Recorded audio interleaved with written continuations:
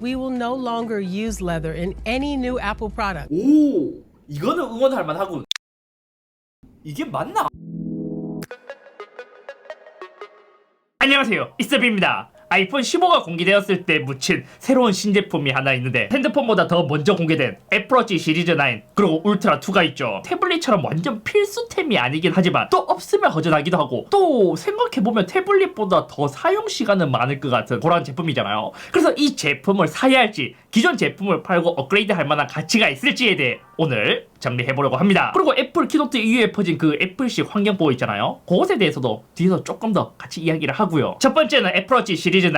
솔직히 요것은 거의 바뀐 게 있나 싶을 정도로 큰 변화는 없었습니다. 새로운 세대가 된다면 뭔가 업그레이드가 좀 커야 되는데 뭐 그렇지 않은 듯한 느낌이랄까요. 디자인은 사실상 기존과 비슷했습니다. 그리고 알루미늄 케이스에 핑크 색상이 새롭게 추가되었습니다. 실물로 봤을 때의 느낌이 어땠냐면 핸드폰은 핑크 색상이 추가되면서 되게 예뻐서 이거는 남자들도 뭐 이제 좀 튀는 걸 좋아하면 쓸만하다라는 생각이었다면 워치까지 핑크는 약간 과한 듯한 느낌. 그나마 큰 개선점은 밝기가 업그레이드 되었습니다. 야외 사용자들을 위해 기존에는 최대 1000니트까지 지원했지만 이제는 2배 업그레이드 되어서 2000니트까지 올라가게 되었고 최소로는 1니트까지 내려가기 때문에 아주 어두운 곳, 영화관이나 여러 곳곳에서 조금 이제 유용해졌다랄까요. 프로세서도 바뀌었습니다. 새로운 애플 실리콘의 S9 SIP가 탑재되었다고 하는데 요거는 4코어 뉴럴 엔진으로 머신 성능이 기존보다 2배 더 빨라졌다고 해요. 사실상 워치에서 대단한 걸 하는 게 아니기 때문에 그냥 머신러닝이 좀 빨라졌다 정도. 그래서 이러한 머신러닝 개선으로 인해 시리가 개선되었습니다. 이제는 아이폰처럼 호출할 때 서버, 그러니까 애플의 서버 접속 없이 온 디바이스로 빠르고 정확해졌다고 해요. 이렇게 온 디바이스로 처리하게 된다면 가장 큰 장점이라면 보안, 그리고 추가된 게 이제 건강 데이터도 시리로 접근할 수 있다 하더라고요. 근데 이것도 이제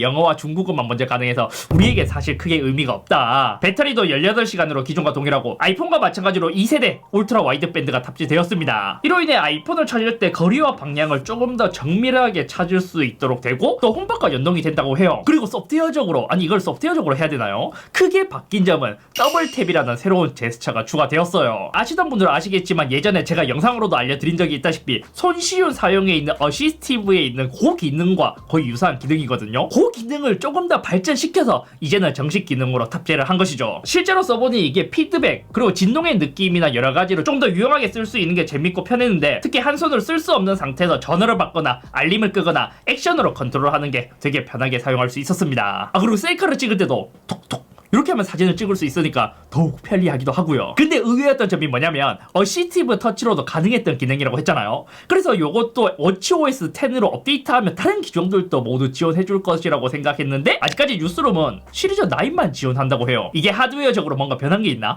용량도 2배 업그레이드 되어서 32기가에서 64기가로 증가했고 나머지는 직접 봐도 크게 달라진 점을 알아차리기는 어려웠습니다. 새로운 기능을 직원에게 보여달라 해도 뭐 더블탭 말고는 크게 보여줄 게 없더라고요. 마지막으로 가격은 아이폰과 마찬가지로 기존과 동결되었습니다. 다음은 애플워치 울트라 2. 요거는 작년에 처음으로 울트라라는 라인업이 등장하면서 많은 이들의 관심을 끌었던 모델이죠. 특히 가민과 같은 전문 사용자들에게 애플워치도 구입할 수 있다는 선택지가 늘어나서 더 좋았고 그 제품이 이제 1년이 지나 2세대가 출시하게 되었습니다. 사실 울트라도 1세대가 워낙 괜찮았던지라 2세대도 크게 변화점은 없긴 해요. 그나마 큰 차이점이라면 워치 사용자들의 가장 큰 불만, 배터리 타임이 36시간인 것은 기존과 동일하지만 저전력 모드로 했을 때 72시간으로 기존보다 더 늘어났다는 점. 요거를 이야기할 때 현장 반응도 가장 좋더라고요. 칩도 시리즈 9과 동일한 칩을 사용했고 더블탭도 사용 가능하고 시리도 온 디바이스인 것도 모두 동일합니다. 2세대 울트라 와이드 밴드 용량 2배 업도 시리즈 9과 동일하고요. 그나마 찾고 찾는다면 1세대에 비해 더 극악인 환경에서 조금 더 개선이 이루어졌다랄까요. 밝기도 기존은 2000니트였지만 이제는 3000니트로 1000니트나 더 업그레이드 되었고 애플에서는 그동안 만든 것 중에서 가장 밝은 디스플레이라 하더라고요. 그리고 고도도 자료를 더 찾아봐야겠지만 제 기억에 지금 제가 차고 있는 울트라 1의 경우 최대 이제 한 2000m까지 감지를 했거든요. 근데 이제는 9000m까지 감지할 수 있다고 합니다. 그리고 수심 앱도 업그레이드 되었습니다. 각 세션 로그를 저장해서 다이빙 기록을 확인 가능하도록 조금 더 업그레이드 되었고 저는 사실 다이빙을 하는 사람이 아니기 때문에 그 괴짜TV님한테 물어봤거든요. 괴짜님의 말로는 기존 순정 앱은 사실 보여지는 정보가 거의 없다시피 할 정도로 별로였는데 이제는 별도 앱을 쓰지 않더라도 기록이 좀 잘 될 것 같아서 거기에 또 기대된다 하시더라고요. 또 시리즈 9과 동일하게 사이클 기능이 더 강화된 것으로 보였습니다. 요거는 아마 워치OS를 새롭게 업데이트하면 지원할 것 같기는 한데 자전거 그러니까 사이클을 타시는 분들이라면 별도의 장비 뭐 블루투스 장비를 이용해서 파워라든지 스피드라든지 여러가지 정보를 좀 볼 수 있는 그러한 기능으로 업그레이드가 되었고요. 울트라를 위한 새로운 워치 페이스도 추가되었습니다. 요거는 디스플레이 테두리까지 활용해서 뭐 고도, 수심, 초시계 등까지 실시간 데이터를 보여지도록 이런 워치 페이스가 추가되었고 야간 모드도 원래는 이 크라운을 돌려서 조절이 가능했는데 이제는 주변감 센서를 활용해서 자동으로 조절된다고 합니다. 그리고 울트라의 가격도 기존과 동결되었고요. 자, 그럼 이제는 애플에서 말한 환경보호, 탄소 중립에 관해서 조금 이야기를 해보도록 하죠. 사실 이번 키노트에서 아이폰, 애플워치도 물론 크긴 했는데 환경보호에 대한 애플의 입장을 정말 과할 정도로 확실히 말했다고 생각합니다. 그것에 따른 사람들의 여론은 뭐 그렇게 좋진 않지만요. 자, 일단 먼저 애플워치의 밴드. 이제 애플은 밴드를 비롯한 모든 애플 제품에서 가죽을 사용하지 않기로 했습니다. 그러니까 기존 아이폰의 케이스 그리고 밴드의 가죽을 모두 단종시켰고 친환경 소재로 모두 전환을 한 것이죠. 여기서 새롭게 등장한 소재가 파인 우분이라는 것. 실제로 제가 파인 우분을 만져봤는데 생긴 건 가죽과 거의 유사하게 했어요. 그래서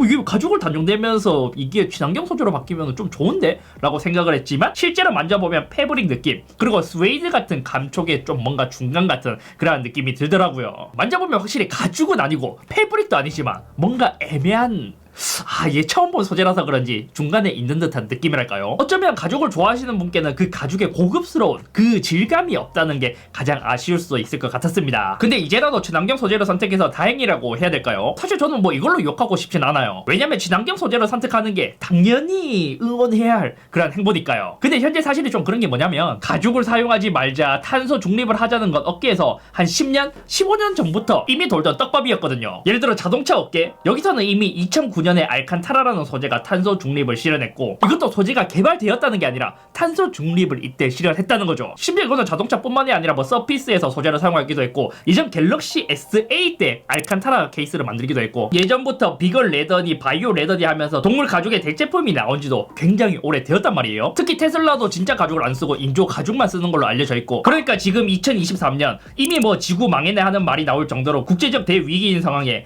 이제서야 애플이 우리가 환경을 생각해서 파인 우분이라는 소재를 만들었습니다 라면서 공개하는 게 아무튼 애플이 이번 키노트 이후로 자사의 제품에서 모든 가죽을 제거하기로 했고 또 애플워치 같은 경우에는 밴드에도 친환경 소재를 많이 적용하기도 했고 완전한 탄소 중립을 이루는 첫 번째 제품이 되었다고 합니다. 포장까지도 친환경 소재로 만들면서 그 탄소 중립 그 마크도 찍힌다고 해요. 그럼 또 궁금해 하실 분들이 있습니다. 아니 애플에서 가죽을 제외한다? 그럼 에르메스 에디션은 이제 사라지는 거냐? 왜냐면 에르메스는 가죽으로 유명한 브랜드인데 애플이 가죽을 사용하지 않는다? 그럼 에르메스도 의미가 없어지니까요. 하지만 그것은 아니었습니다. 에르메스 에디션은 가죽 대신 직물 밴드를 새롭게 만들었고 디자인이 예쁜 게 있기도 하고 실리콘 같은 느낌이 드는 그런 밴드도 있기도 했습니다. 또 하나의 의문이라면 그동안 에르메스의 가죽을 사용했기 때문에 밴드 가격이 높았는데 그 가죽을 사용하지 않으면서도 비슷한 가격이라는 게 약간 조금 의문이랄까요? 근데 또 웃긴 게 뭔지 알아요? 애플에서 가죽을 사용하지 않기로 해서 에르메스 에디션은 가죽을 모두 제외했는데 또 에르메스 공식 홈페이지에서는 에르메스 가죽을 포함한 시리즈 9을 다시 팔아요. 그리고 나이키 에디션 밴드도 새롭게 나왔는데 요거는 실물로 보니까 생각보다 굉장히 예뻤습니다. 이거는 따로 사서 쓰고 싶을 정도로 이번 나이키 밴드는 되게 잘 나왔더라고요. 또 환경보호 이야기가 나온 김에 애플의 이번 환경 행보 중 가장 중요한 게 USB Type-C 탑재입니다. 이거는 제가 영상으로 따로 만든 적도 있어서 크게 뭐 다루진 않을게요. 만약 궁금하신 분들은 그 영상을 참고하시면 좋기도 하고요. 사실상 애플은 맥에서는 누구보다 더 빨리 Type-C를 탑재했고 아이패드도 빠르게 탑재를 했는데 아이폰이 가장 늦었습니다. 사실상 유럽연합에서 압박한 게 2014년부터이고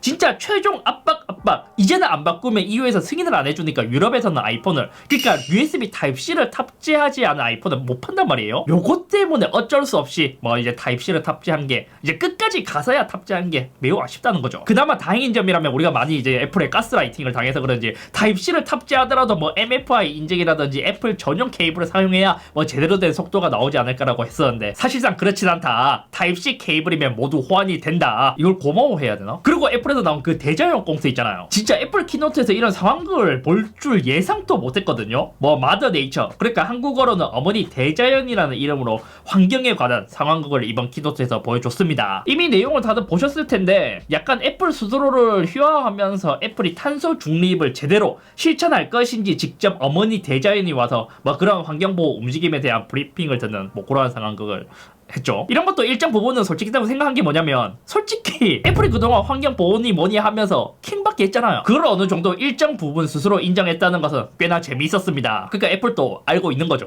그리고 사실 애플뿐만이 아니라 미국, 아니 특히 유명한 글로벌 기업에서 소위 말하는 그린워칭이라고 해서 그냥 패션 환경 보호 정도로 생각하는 뭐 이제 어필하는 경우가 굉장히 많고, 그것에 소비자들을 현혹시키는 케이스들이 좀 있었단 말이에요. 예를 들어 그런 거예요. 우리는 환경을 생각해서 비건 레더를 사용합니다. 근데 실상은 폴리가 더 많이 섞여서 환경에 더 안 좋다거나, 대체로 이런 기업의 ESG 주장을 믿을 수 없는 통계나 그린워싱이 우려된다는 연구 결과도 그동안 많았습니다. 애플 상황극에서도 그것을 꼬집는 대사가 나오기도 했고요. 그래서 애플에서 스스로 만든 이 어머니 대자연이라는 상황극이 또 하나의 그린워싱이 될 것인지, 아니면 스스로 앞으로 증명해서 환경 보호에 가시적인 성과를 낼 수 있을 것인가에 대해서는 앞으로 애플의 행보를 지켜봐야 될 것 같습니다. 다시 본론으로 돌아와서 애플워치 시리즈 9 그리고 울트라 2에 대해서 정리를 해보자면, 저는 일단 제가 쓰고 있는 워치는 바꾸지 않을 거예요. 왜냐면 울트라 1도 되게 만족하면서 사용하고 있고, 울트라 2를 바꾸더라도 제가 지금 체감할 수 있을 만큼 크게 차이가 나진 않거든요. 그나마 리뷰를 위해서 한번 체험을 해보기 위해서 시리즈 9만 현재 구입을 해둔 상태이고요. 아마 애플에서 이번에 크게 업데이트가 없는 이유를 생각해보면, 내년은 애플워치 시리즈 10, 아이폰에서 10이 나왔을 때 엄청 크게 변화를 한 것처럼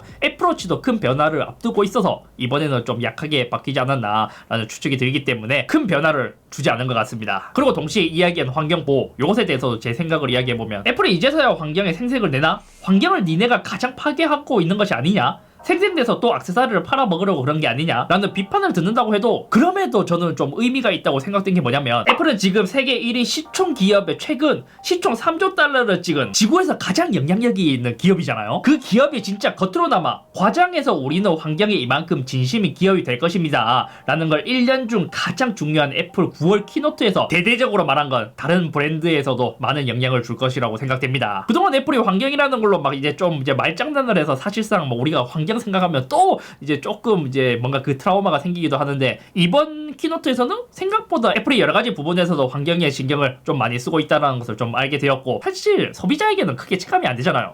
그래서 애플이 요것이 이제 점점 가면 갈수록 지구에 긍정적인 영향을 끼치는 것을 눈으로 보면 더 크게 체감할 수 있지 않을까요? 아무튼 오늘 여기까지며, 새로운 애플워치 시리즈 9에 관해서는 저도 배송을 빨리 받는 대로 영상을 찍어서 올려보도록 하겠습니다. 내가 아무리 전자기기 새로 산 거 좋아해도 이거는 원래는 안 바꿔도 돼서 개꿀.